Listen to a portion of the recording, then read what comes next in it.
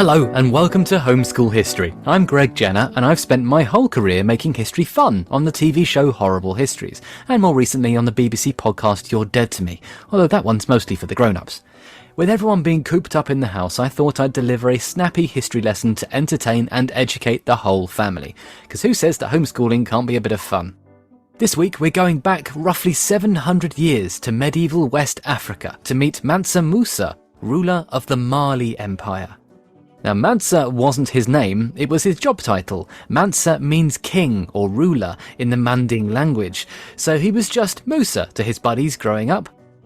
There's still a country today called Mali, but in Musa's time, Mali was a much bigger empire, about the size of Western Europe now. Whoa! The gigantic empire had originally been founded by Mansa Musa's great uncle, Sunjata, about 100 years before Musa was born. Now, some of Sunjata's story is legend, and we know this because, well, apparently his mum could turn into a big spiky porcupine. Ow! That seems, well, unlikely. Sunjata had been a brilliant warrior who had overthrown rival armies and taken captives and sold them into slavery, which is obviously very horrible. He'd also taken control of very important trade routes through the Sahara Desert, and that's how the Mali Empire became mega rich. They traded in lots of vital resources, such as salt for preserving food, spices for making food tastier, copper, and, of course, gold. Thanks to the size of the empire, by the time Mansa Musa came to power, he wasn't just the richest man in Mali, he was the richest man who has ever lived. Including the people who own Microsoft and Amazon right now. Yeah, some people think he was worth about £325 billion in the equivalent of modern money. Billion with a B! That's amazing!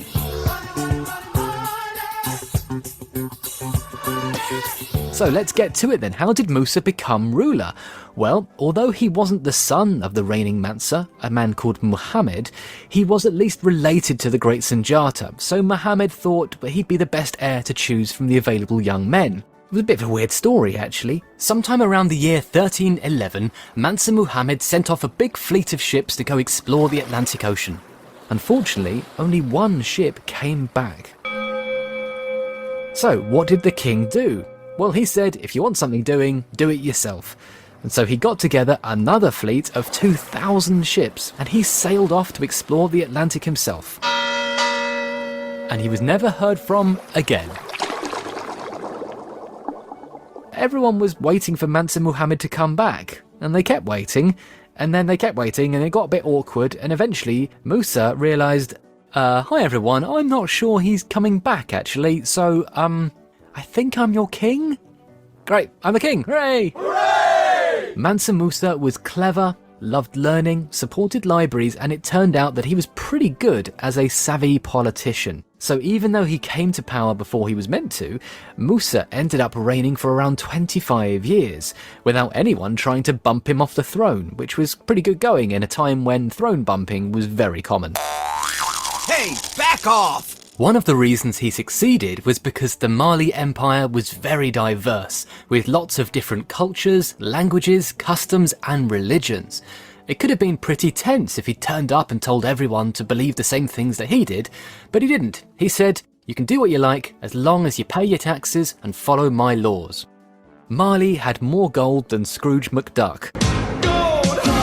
To stop foreigners from trying to steal his riches, Mansa Musa told them all that his empire's gold wasn't dug out of the ground at all. He said it was grown on special gold-growing plants.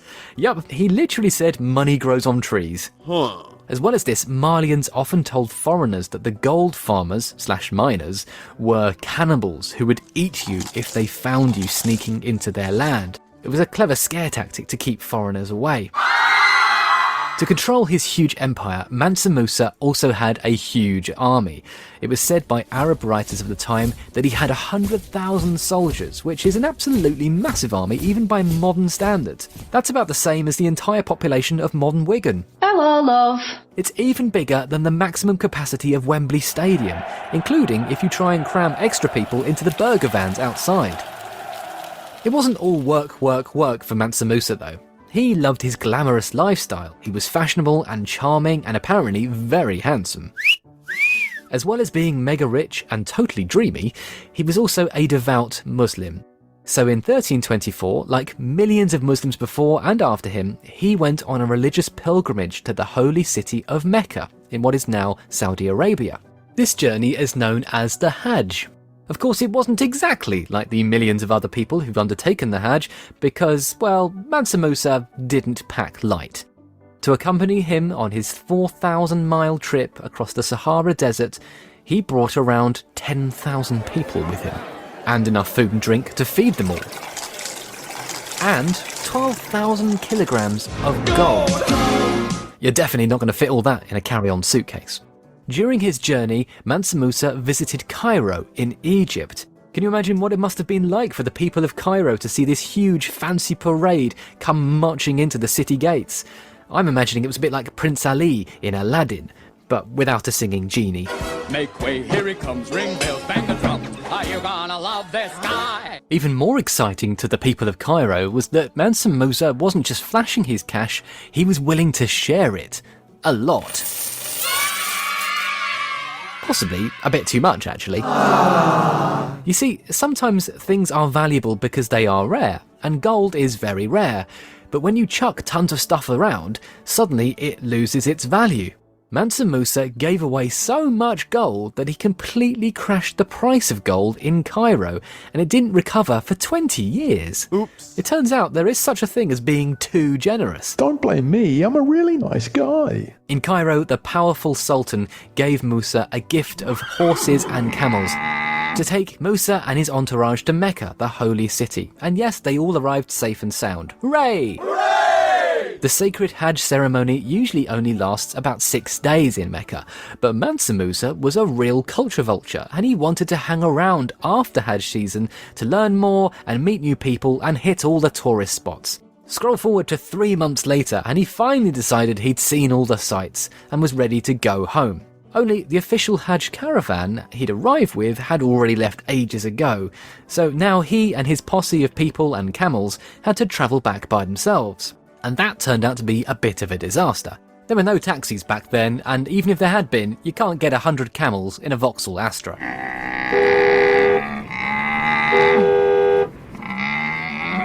Instead, he had to walk an unfamiliar, unsafe route. It was really cold, and according to one story, about 2/3 of his men might have frozen to death, along with some of the camels. This was obviously very sad, but at least the camels meant they had some food for a while. Sorry, camels. Also, being the richest man in the world, suddenly lost in the middle of nowhere and with tons of gold gleaming in his wagons, meant that Mansa Musa may as well have worn a giant flashing sign on his back saying, "Please rob me." Yes, they were attacked several times by bandits who stole all of the gold. Mansa Musa and his men were close to starving to death, but they were saved by a whale. No, sorry, I mean a dead whale. Yeah, Meccan historians say that Musa's party found it washed up on the shore near Suez in Egypt, and eating all that whale meat gave them enough strength to keep going. He's described as arriving in Cairo exhausted and penniless, but triumphantly holding the massive whale skull up in the air at the front of his procession as a way of giving thanks for their miraculous meal. Or either that, or they were just looking for a massive recycling bin to put it in, because littering's bad. Since all of Mansa Musa's gold had been stolen, and he was still 3,000 miles from home, he had to go around Cairo asking to borrow cash from the people he'd given gold to in the first place. Bit awkward. Fortunately, the people of Cairo were feeling generous, but they expected their money back, and they wanted interest. Some of them even decided they would travel with him back to Mali to make sure that he'd paid them properly. And that's a 3,000-mile journey, and then the other 3,000 miles back the other way. My feet are really sore. However, this meant that loads of Egyptians got to go and see Mali for themselves, which was really impressive, especially the big cities like Timbuktu. Some of them stayed and lived there, and some of them, of course, returned home, walking the 3,000 miles back to Cairo. But when they got back to Cairo, they told their stories and wrote down what they'd seen, and that's how historians now know what Mali looked like back in the 14th century. Timbuktu still exists today. It probably wasn't the capital city of Mali, but we don't actually know what the capital city was. Either way, Timbuktu was super fancy, and Mansa Musa had big plans to make it even fancier. On his travels, Mansa Musa had recruited a load of Egyptian and European architects to add to the splendour of Mali, and they designed an extravagant new throne room for Musa and built seriously impressive buildings. Talk about a dream job for an architect. Except he didn't hire an architect. No, he hired a poet. The poet's name was Abu Ishaq el-Sahili. He was from Moorish Spain, and he had no training as an architect, but he turned out to be blooming brilliant. Fair play. As well as new buildings, Musa wanted to share his love of learning. He brought back lots of scholars and religious thinkers and books from his travels. He also welcomed trade with places as far away as Europe, India, and even China. These were literally the golden years of the Malian Empire. Sadly, Mansa Musa died of natural causes when he was in his 50s. There were many Mansas who came after him, and some of them did a pretty decent job. But in truth, nobody could match Musa's leadership skills, and the Mali Empire soon started to go a bit downhill. However, his legacy continued after his death, and modern Mali's first president was of the same family lineage as Mansa Musa, which is pretty cool. So you might be wondering, well, how do we know all this stuff? Well, we can read the written reports of the Arab scholars in Cairo and Mecca, plus of course the ones who travelled back with Musa to Mali. On top of that, the Mali Empire had people called griots who passed down the history of Mansas through singing, poetry and spoken stories. This is known as oral history. It was something we talked about in the Pocahontas episode as well. These singing griots still exist today, such as the Senegalese pop star Youssou N'Dour, who sings about other medieval Mansas. And that pretty much brings us to the end of Mansa Musa's story, so now it's time for the quiz to see how much you've learned. Are you ready? Okay, here we go. 3, 2, 1. Question 1. What does Mansa mean in English? Question 2. Mansa Musa went on a holy pilgrimage, or Hajj, but to which holy city did he go?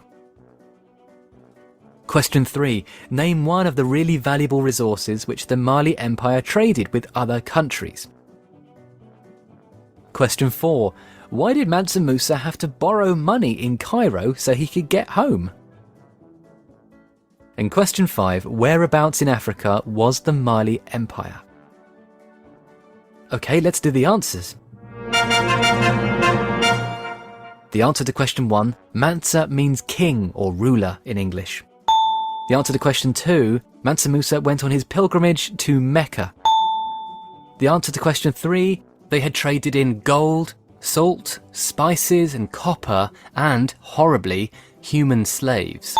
The answer to question 4, he got robbed by bandits. And the answer to question 5, whereabouts in Africa was the Malian Empire? It was in West Africa. How did you do? If you didn't get all 5, why not listen to another episode on the podcast and try the quiz at the end of that instead? Tune in next time for some more homeschool history, and make sure to subscribe to the podcast on BBC Sounds so you never miss an episode.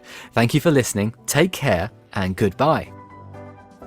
Homeschool History was a Muddy Knees media production for Radio 4 and BBC Sounds. The script was by Gabby Hutchison-Crouch, Emma Nagoose and me, the producer was Abby Patterson, and the historical advisor was Dr. Sirio Canos-Donay.